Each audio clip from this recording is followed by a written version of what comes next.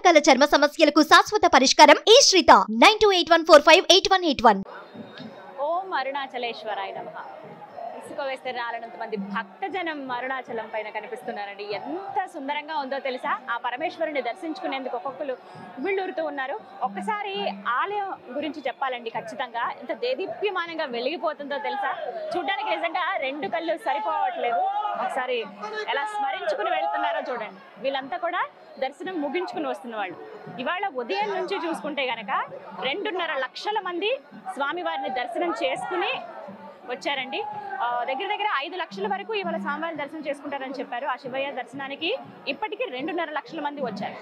ప్రత్యేకించి రాత్రి సమయం అంటే 9 గంటల నుంచి చూసుకుంటే కనుక ఉదయం వరకు కూడా ఇవాళ ఆలయం అంతా తెరిచే ఉంటుంది. అంటే సాధారణంగా మూసివేసేటువంటి సమయాలు ఏవైతే ఉంటాయో ఆ సమయంలో ఆలయాన్ని మూసివేయరు. ఎందుకంటే లింగోద్భవ కాలమే శివరాత్రికి ఎంతో ముఖ్యమైనది కాబట్టి ఆ సమయంలో ఆలయ ద్వారాలు తెరిచే ఉంటాయి. భక్తులకి ఆ అరుణాచలేశ్వరుడు దర్శనం ఇస్తూనే ఉంటాడు.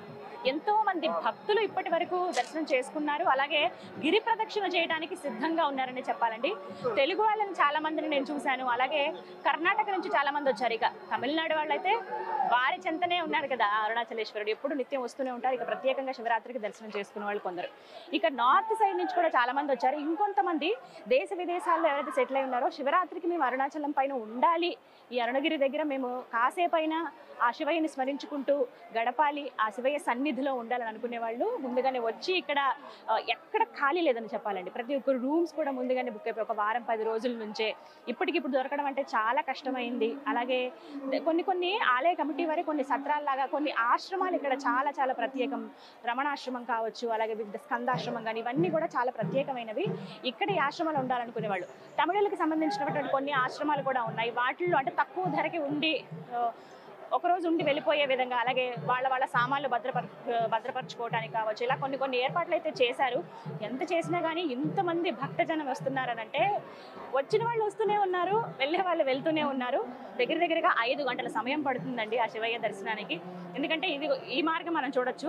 సాధారణంగా ఈ మార్గం నుంచి లోపలికి వెళ్ళి దర్శనం అనేది చేసుకుంటారు. కానీ 4 ద్వారాల గుండా అంటే ఈస్ట్, వెస్ట్, నార్త్, సౌత్ ఈ 4 గోపురాలు ఏవైతే ఉన్నాయో అటువైపు అన్నిటి నుంచి కూడా ఈ రోజున లోపలికి ఎంట్రీ అనేది ఉందన్నమాట. తూర్పు ద్వారం నుంచి వెళ్ళే వాళ్ళు ఇటువైపు నుంచి వెళ్తారు. అలాగే దక్షిణం వాళ్ళు, పడమర వాళ్ళు, ఉత్తరం వాళ్ళు, ఎటుకట్టు కూడా ఎక్కడి నుంచి ఎక్కడ ఎంతో మంది భక్తులు నిండిపోయారనే చెప్పుకోవాలి. లోపలికి వెళ్ళిన వాళ్ళు దగ్గర ఉదయం 10 గంటలకు వెళితే మాకు తిరిగి వచ్చేటప్పటికి 6 అయిందండి, 7 అయిందండి, కానీ దర్శనం బాగా జరిగిందని చెప్పి ఎంతో సంతోషంగా బయటకు వస్తున్నారు. అలా కొంతమంది భక్తులు వచ్చారు. వాళ్ళతో కూడా ఒకసారి మాట్లాడదాం, వాళ్ళ అభిప్రాయం కూడా తెలుసుకుందాం. భక్తులు ఉన్నారు, వారితో మాట్లాడదాం. నమస్కారం అండి, మీ పేరు? నా పేరు రమేష్ బాబు. ఎక్కడి నుంచి వస్తున్నారు? పొంగనూరు నుంచి వస్తున్నాం, చిత్తూరు డిస్ట్రిక్ట్.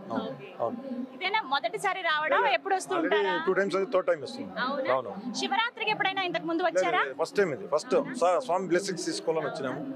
ఎలా అనిపిస్తుంది ఇక్కడ రావడం అనేది? అసలు జన్మ ధన్యమైంది. ఎందుకంటే శివరాత్రి రోజు స్వామి సన్నిధిలోకి వచ్చినామంటే చాలా మా జీవిత ధన్యమైంది. అవును. నేను ఇది ఫస్ట్ టైం అండి. ఫస్ట్ టైం మ్యారేజ్ అయిన తర్వాత ఫస్ట్ టైం. చాలా బాగా చాలా అదృష్టంగా అనిపిస్తుంది శివరాత్రి రోజు. ఇక్కడ నుంచి అసలు మనం ఇక్కడ అడుగు పెట్టాలంటేనే అదొక పుణ్యం మనకి. అవునండి, చాలా బాగుంది చూడడానికి కూడా. అవును. దర్శనానికి ఇప్పుడు వెళ్తున్నారా? వెళ్తున్నామండి. సమయం అయితే పడుతుందని చెప్తున్నారు. పడుతుంది. అంటే జాగరణ ఇంకా ఆలయం దగ్గర అయిపోతుంది. అవును మేడం. నైట్ అంతా జాగారం ఇక్కడే ఉంటాం. మార్నింగ్ వరకు ఇక్కడ ఉండి ఇక్కడ మళ్ళా స్వామి దర్శనం చేసుకుంటాం. దర్శనం చేసుకొని బయలుదేరుతాము అని చెప్పండి.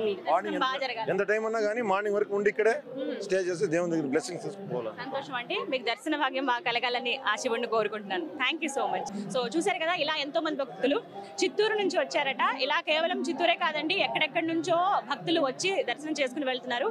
ఇప్పుడు దర్శనానికి వెళ్తున్నారు అంటే కరెక్ట్ గా లింగోద్భవ సమయానికి రాత్రి ఏదైతే జాగరణ మనం చేస్తామో అదంతా కూడా ఆలయంలోనే గడపాలని వారు భావించారట. హాయ్ నాన్న, నీ పేరు? రితిక్ ప్రెసెంట్. ఏం చదువుతున్నావు? 2nd class. బొట్టు పెట్టుకుని భలే ఉన్నావు నువ్వు, కుమారస్వామి లాగా బాగున్నావు బుజ్జిగా. ఎప్పుడన్నా వచ్చావా ఇంతకు ముందు అరుణాచలం? రాలేదా? ఎట్లా అనిపిస్తుంది నీకు ఇదంతా చూస్తుంటే? చాలా హ్యాపీగా చాలా హ్యాపీగా ఉంది. మా అన్న మా మదర్ ఇట్స్ ఓకే, సిగ్గుపడుతున్నాడు. చూసారు కదా, నిజంగా బుజ్జి కుమారస్వామిలా ఉన్నాడు. ఇలా ఎంతో మంది భక్తులండి, ఇప్పటికే చెప్పాను కదా చాలా వరకు లక్షల్లో భక్తులకు దర్శనం అయిపోయింది. ఇక మరికొంతమంది క్యూ లైన్లలో ఉన్నారు. అయితే ఇక్కడ వరకు అంటే గోపురం దగ్గరికి వెళ్లే వరకు కాస్త ఫ్రీగానే ఉంది, ధ్వజస్తంభం వరకు కూడా. అక్కడి నుంచి ఇంకా క్యూ లైన్లు వరుసగా ఉన్నాయి. అయితే లోపల కూడా ఆలయ కమిటీ వారు వివిధ ఏర్పాట్లు చేశారు భక్తులందరికీ కూడా సౌకర్యార్థం. ఎక్కడికక్కడ మజ్జిగ ఇవ్వడం, ఎందుకంటే మామూలుగానే ఈ ప్రాంతం అంతా కూడా చాలా వేడిగా ఉంటుంది. ఆ స్వామి అగ్నిలింగేశ్వరుడు, ఈ ప్రాంతం అంతా కూడా ఆ వేడి అనేది తెలుస్తుంది. సమ్మర్ స్టార్ట్ అయిపోయినట్టే, ఎప్పుడైతే శివరాత్రి వస్తుందో ఆ తర్వాత నుంచి చలి కూడా శివ అనుకుంటూ వెళ్ళిపోతుందని అంటారు కదా, అదే విధంగా చలి వెళ్ళిపోయింది, ఆ వేడి కూడా వచ్చేసింది. వచ్చిన వాళ్ళు చాలా అంటే ఎగ్జాస్ట్ అవ్వకుండా భక్తుల సౌకర్యార్థం మధ్యలో మజ్జిగని అందించారు భక్తులకి. అలాగే ఎక్కడికక్కడ మంచినీళ్ళు, చల్లని మంచినీరు అందించడం కానీ, వాళ్ళకి ఏమైనా తీర్థ ప్రసాదాలు వెంటనే అందించి బయటికి పంపడం కానీ ఇవన్నీ చేశారు.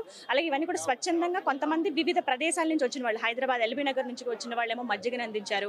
అలాగే ఇంకొకరు ఆశ్రమాల తరపు నుంచి ప్రసాదాలు ఇవ్వటం కావచ్చు. ఇలా ఒక్కొక్కరు తమ వంతుగా అంటే స్వామివారి దర్శనం కోసం ఎవరైతే వస్తున్నారో ఆ భక్తులకు సేవ చేసుకుంటే ఆ స్వామికి చేసినట్టే కదా. మానవ సేవే మాధవ సేవ అని అంటారు కదా, ఆ విధంగా ఆ స్వామికి సేవ చేసుకునేట్టుగానే భావించి ఎంతో మంది చాలా చక్కగా అంటే కన్వీనియంట్ గా ఉంది. భక్తులు ఎవరు కూడా ఇబ్బంది పడకుండా చక్కగా అంతసేపు వెయిట్ చేసినా కూడా ప్రశాంతంగా ఆ స్వామిని దర్శించుకుని బయటికి వస్తున్నారు. కోటి జన్మల పుణ్య ఫలంగా అందరి భావన కూడా మనకి వాళ్ళ మాటల్లో తెలుస్తుంది మరి ముఖ్యంగా.